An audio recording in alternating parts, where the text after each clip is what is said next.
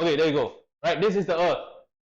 Okay, and the radiation that comes from the sun, right, approaches Earth this way.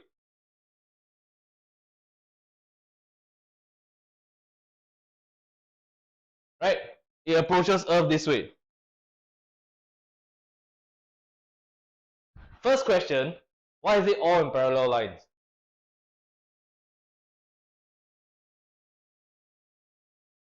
Didn't the sun radiate outwards? Right? Shouldn't I be drawing something like this? Why do I end up drawing it all in parallel lines?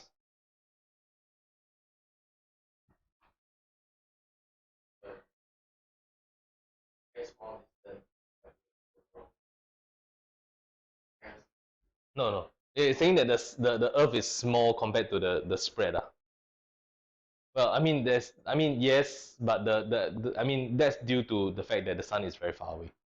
If you remember back in Sec 3, Sec 4, distant object, the light rays approach a distant screen, right, or lens, right, in parallel lines. Okay, so therefore I draw it all parallel. This is important because, yes, the way that it approaches Earth affects the amount of radiation that the Earth gets. But since we assume that it's all parallel lines now, right?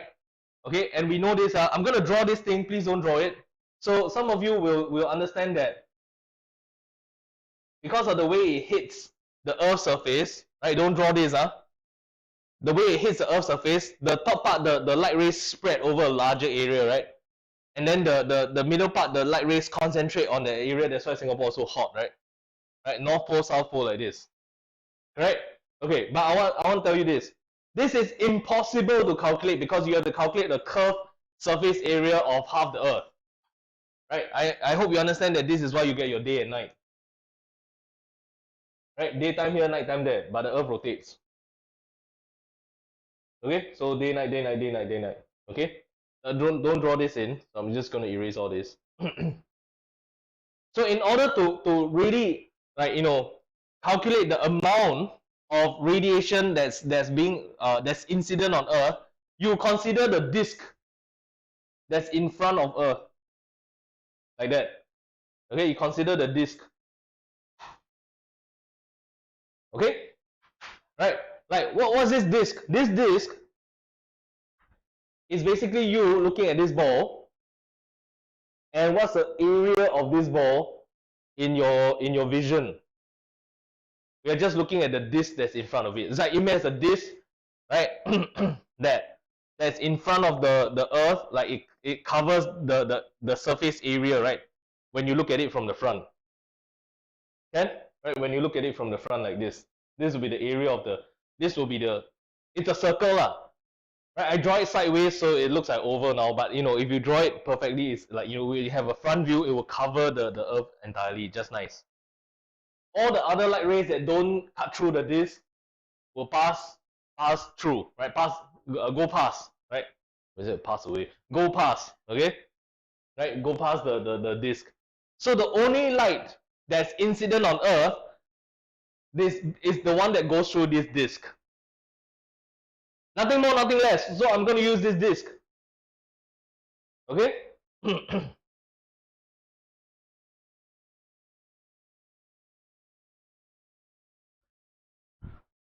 Right? Nothing more, nothing less. The amount of light rays passing through this disk will eventually reach Earth.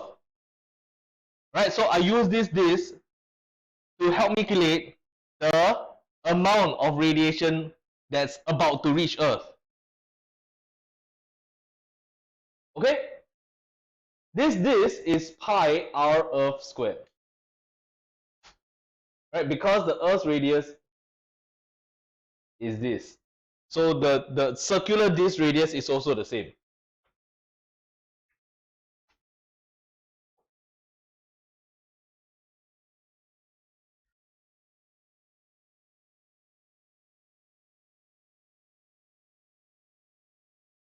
It's in the drive. The notes are in the drive. Yeah. Hang on, What's the intensity here? What's the intensity of this solar radiation? 1360 watts per meter square. Right, that was the one that you calculated, right? So by the time the radiation reaches Earth's region, right, the intensity is 1360. 1360 means this, for every meter square that the radiation, right, lands on, if let's say you have a meter square here on this disk, every meter square that this radiation lands on, that the area there, the 1 meter square area there gets 1360 watts of power. Are we okay in this? Okay, hang on. Just stop for a while. What sort of radiation is this? Like, what does the sun emit? What sort of radiation? What exact type of radiation are we talking about here? Actually, it's 3 types: infrared, visible light, UV.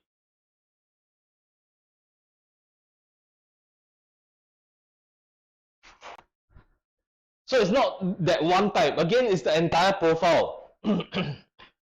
Right, the entire profile of what the sun emits, right? So we are talking about, when we talk about solar radiation, we're talking about all these 3 guys, right? These 3 types.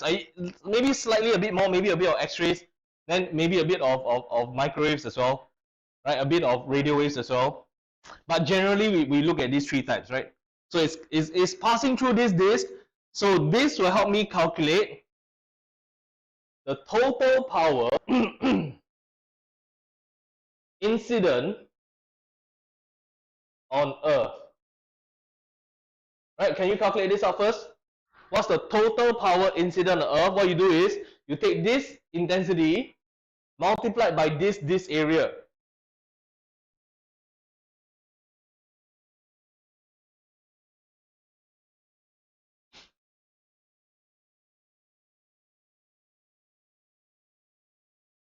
This intensity is solar constant, by the way. I mean, that's what it is, right? That's what we've been calculating just now, right? Okay, at where the Earth is positioned, right, 1.5 times 10 to the power 11 meters away, the Earth will receive this sort of intensity. So this intensity is 1360 multiplied by the area of the disk, which is pi r Earth squared, and we just leave it at that first. That's the total power in on Earth.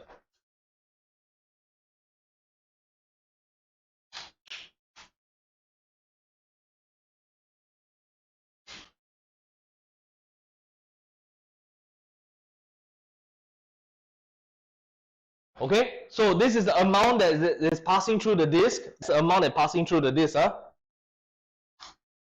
I'm going to call this number 1. So we'll put this number 1 here. Right, that's the total power that's incident on Earth. But you see, the Earth has albedo, right? The Earth has what's the meaning of albedo? What's the meaning of albedo? Like, when you hear albedo, what's the first word that comes to your mind? Reflection. How much is reflected? What's the albedo of snow? From my notes, albedo of snow, 0.85. So what does it mean? It means that it reflects 85% of radiation falling on it. The desert reflects 30 to 40%. Water and forest only reflect 10%. It absorbs 90%. Why do forest and water absorb 90%? Like, why? How come water and forest absorb 90% of the radiation? Like, that's a bit like you know, you're making it bad, right? Making it look bad, right? Like, wow, you absorb 90%. Because that's what they do. Forests absorb light, photosynthesis, water for phytoplankton absorbs light, photosynthesis, because that's exactly what they do. Right? Because we need to understand, when we talk about solar radiation, it's not just the heat, it's the visible light as well. It absorbs visible light. Okay, what do green plants absorb? What color do they absorb? They don't absorb green. They reflect green. That's why it looks green. If you shine green light on a plant, it will die. Because you're not giving him the wavelength to absorb. right? So if you're growing wheat, I mean plants, then you have to use red and violet light, right? Which is why Brian was sharing the grow lights that he saw on Zootopia. Like that was a picture that he was sharing around. You see the picture he sent. What was that? Yeah, this thing here. Those are carrots lah. Those are not wheat lah. Those are carrots. Yeah. So the color of those lights are like red and violet. It's a mix of red and violet. Oh, sorry. The share pause for a bit. So the colors are the red and violet, right? Range, right? You don't shine green light on plants. They will die. Which seems to contradict that the sun peak intensity green, right? Like, what's up with that? I don't know. I have no idea, right? So somehow green, plants survive on red and violet light, but yet the peak intensity of sunlight is green. But it's okay because the sun does produce enough red and violet. Like, it's not just green only, right? Even though it's a peak, it doesn't mean that it's the only wavelength it produces. Anyway, my point is, so once this solar radiation reaches Earth, a little bit of it will be albedoed. Okay, right? A little bit of this light will be albedoed. Well, I hope you understand what's the average albedo of Earth. You have to memorize that average albedo of Earth. Yellow. Average albedo. You're supposed to memorize this. What's the average albedo of Earth? 30%. 30. That means I reflect 30%. I absorb 70%. Okay. So number two here. This is number 2. I'm now going to calculate the total power absorbed by Earth. Okay? I'm going to find the total power absorbed by Earth. That means I consider the albedo. Because if you albedo the radiation, you are not absorbing it. So to find the total power absorbed by Earth, 1360 times pi r Earth squared times 1 minus albedo. Yeah, okay with this? Now, I heard from yesterday's class that some of your teachers went to do the whole thing without addressing the albedo at all. Okay? I'm going to tell you I don't like to do that because the IB question itself brings on albedo very early in the question. I'm going through an actual question from IB. And this question has come out like maybe 3 or 4 times in the last 6 years. Right? So it is quite a common question. This thing here is quite a common question. Right? This is not like high level trivia thing that you learn for challenging questions. No, this is a standard question. Right? So now we are trying to find out, okay, but before we go any further, right, can you please look at these 2 words here? I mean the 2 things here, they are different. Why are they different? This is what? This is the power incident on Earth. This is the power that's absorbed. Right? So this is like helping you calculate the power that passes through the disk, the first one. The second one is how much do you actually absorb?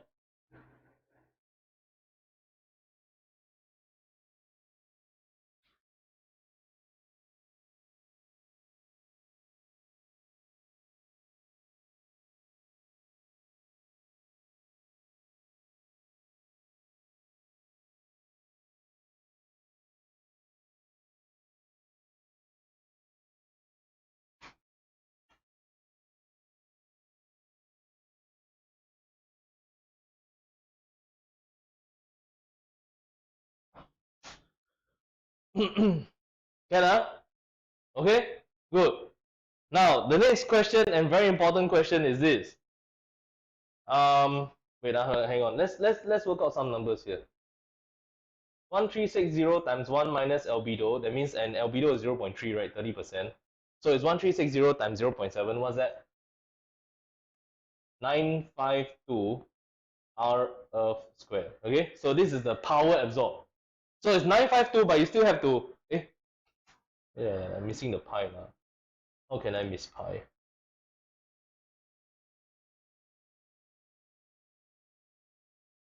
pi r Earth squared. Okay, so that's the total power absorbed by the Earth. And right, total power absorbed by the Earth. Okay, then the next question is and it was a very important question. What does Earth do with this power that you absorb? What does the Earth do? Does the Earth absorb this power and then keep it? Does the Earth keep this power that's being absorbed? Like absorb this amount of power. Does the Earth absorb and keep and hold and retain this power? Does it? If it did, we'll all be dead. Because the Earth would have overheated long ago. Guys, we are talking about a process that is happening. This process is happening for the last few horseshoe crabs are 400 million years old. Last billion years. Yeah, horseshoe crabs are 400 million years old. Horseshoe crabs. You seen a horseshoe crab before? Those armored plate crabs, like with a long tail. Yeah, horseshoe crabs have not evolved for 400 million years. They have been like that since then. Yeah, I know, strange, right? It's like as though they choose not to. Like, I'm fine. Like evolution, right? So what happens is that the Earth has been doing this for the last billion years. Can you imagine if the Earth even retains like 1 joule a year? Right? It would like retain like a billion joules, right? Okay, a billion joules is not a lot. But still, it would have meant that the Earth would have been heating up, right? So what does the Earth do to this solar radiation that it absorbs? Emits, it emits. Yes, you're right, absolutely right. The Earth will then take this power that's absorbed and then emit it in all directions. Right? You emit it in all directions. You take the energy and then you emit it. This is not albedo. This is you after you absorb from the sun, you still have to let it out. And albedo is reflection. It's like, okay, don't come in at first. Right? Whatever that comes in, you absorb it and then you emit it out. You get this? Anyone who's confused here? I'm going to ask you this question, okay? When you emit, right, does it matter which time of the day? Does it matter whether is it daytime or nighttime that you emit? No, it doesn't matter at all. Okay? Does it matter which side of the Earth is emitting from? It also doesn't matter. In fact, it emits from all directions. And therefore, right, let me draw a nicer emission. How do I draw nicer emissions?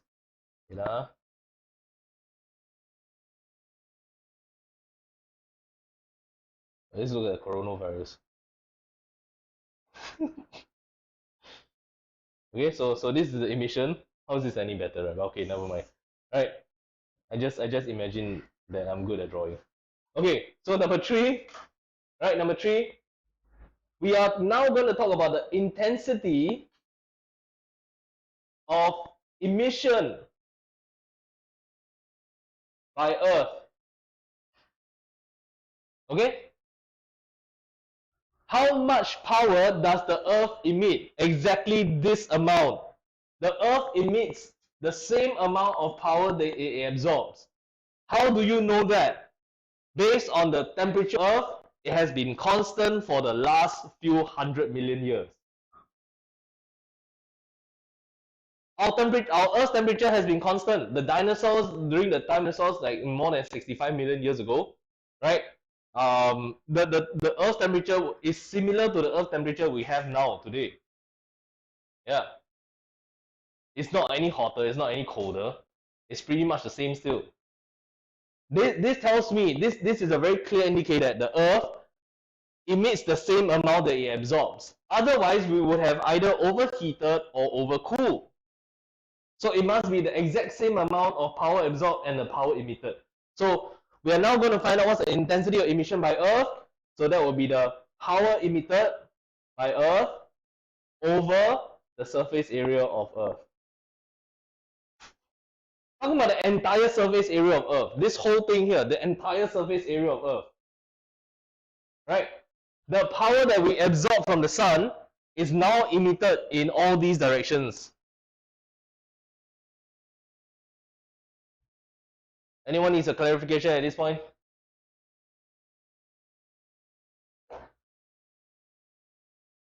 Okay, right, so the P emitted, P absorbed, so I'm going to take this value here. In fact, you know what, I'm going to do this. I'm going to take this S times 1 minus alpha pi r Earth squared over the surface area of Earth, which is 4 pi r Earth squared. Okay, like that.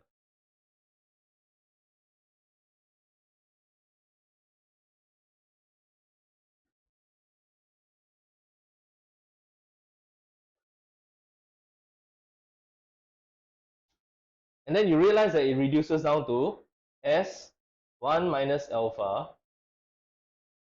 over 4. I'm very sure you've seen this before. Inside one of your school homework or some random IB question that you're trying. S times 1 minus alpha over 4. Right? This is like the standard question. Like again, this question has come out in the IB exam maybe 3 to 4 times in the last 6 years. Right? Right, but this is the whole sequence. This is the whole sequence of how you get to this last thing here at the bottom here. That's the intensity of emission by Earth. Intensity of emission by Earth. Okay, there you go. Right, 1, 2, 3. 1, 2, 3. So 1, power that can be received by Earth passes through the disk. 2, some of it is albedo, so you only absorb 70% of the thing that passes through the disk. 3, once you absorb the energy, you must emit it out in all directions, because that's what happens. That's how things cool down. Right? You absorb energy in this direction, but you emit in all directions. Sounds like quantum, right? A bit like the photoelectric, a bit like the line spectra. Okay, anyway, so the Earth now emits it all in all directions like this, right? Everything here. So the intensity of emission will be power absorbed divided by the entire surface area of Earth. You get this thing here, right? S times 1 minus alpha over 4. There we go.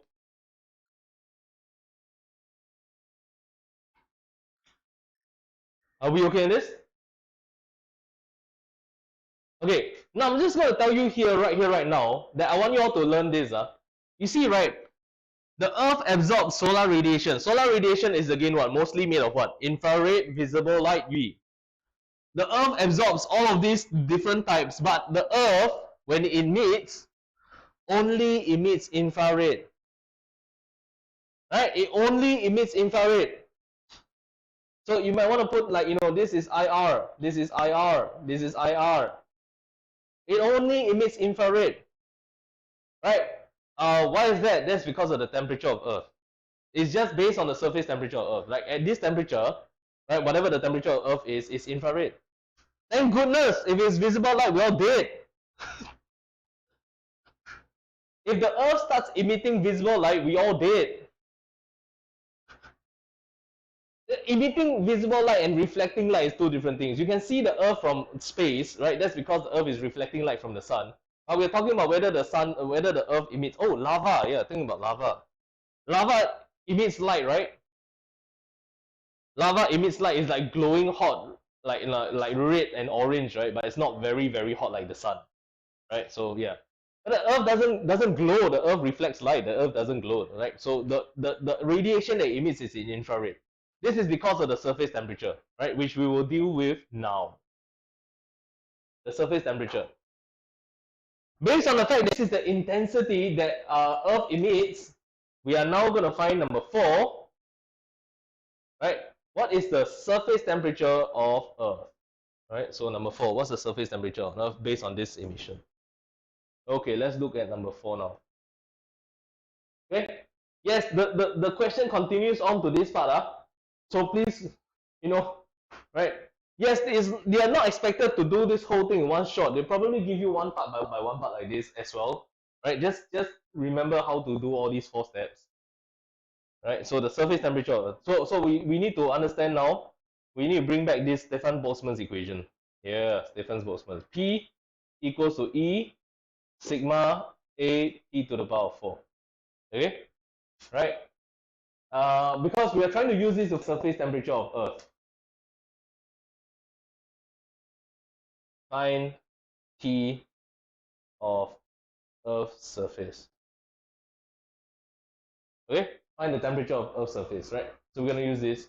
We're going to rearrange this so that we get P over A equals to E sigma T to the power of 4, right? We're going to have that one there, right? And then know that this is intensity, and we know that this is the intensity of emission on Earth. So we're going to sub this in, right? This thing here over to there, right? So it becomes S, wait, blue, S 1 minus alpha over 4 equals to E sigma T to the power of 4. We're going to assume that Earth is a perfect emitter, right? Just helps us with our calculation. So we're going to put E as 1, right? What's the value here? S times 1 minus alpha divided by 4. S is 1360. So you can find this whole thing now. What's the value over there? Is it 952 divided by 4, right? So 38. 238 equals to sigma T to the power of 4. Right? Please calculate T for me. For yourself, sorry. Not for me. Please calculate T for yourself.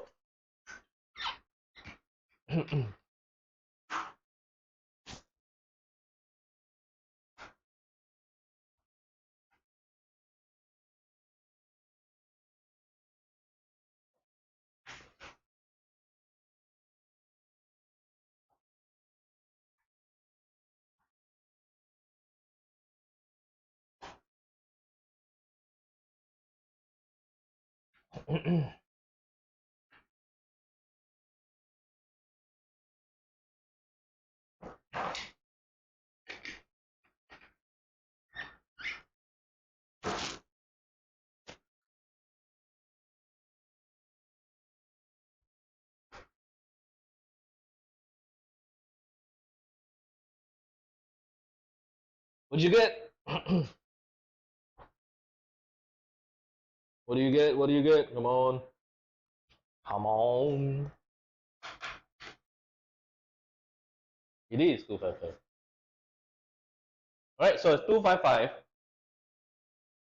Right, 255 kelvins. Irene, can you tell me what's the temperature in degrees Celsius?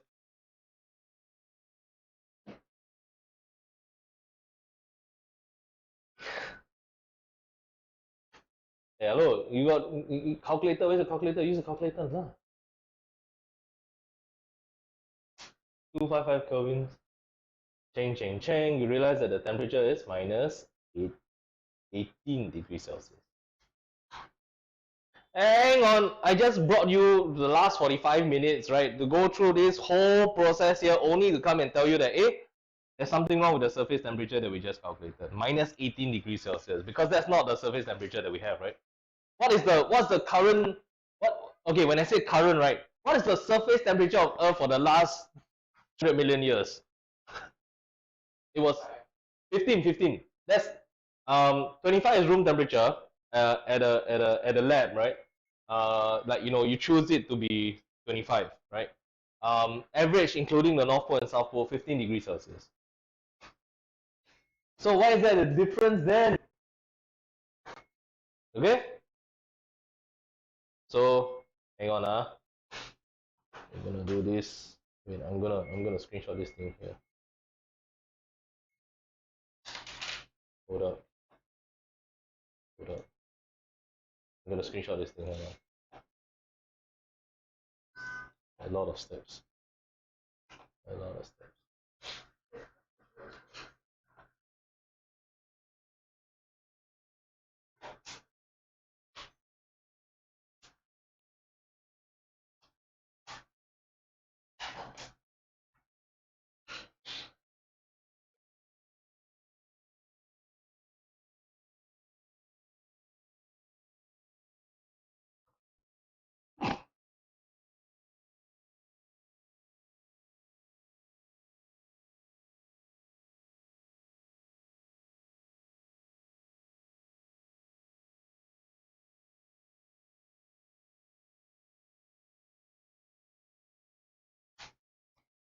Okay, all right. So Yeah, back to this thing.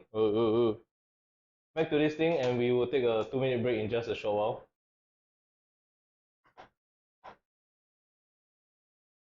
Okay, back to this thing. Back here. Okay. So why the difference? This is due to the greenhouse effect. Okay. So right here, right now, please understand the greenhouse effect is a good thing, right? I'm not saying that global warming is good, All right. I'm saying greenhouse effect. The phrase itself is a good thing. This is a good thing. The bad thing is enhanced greenhouse effect. Enhanced greenhouse effect causes global warming. Read that again.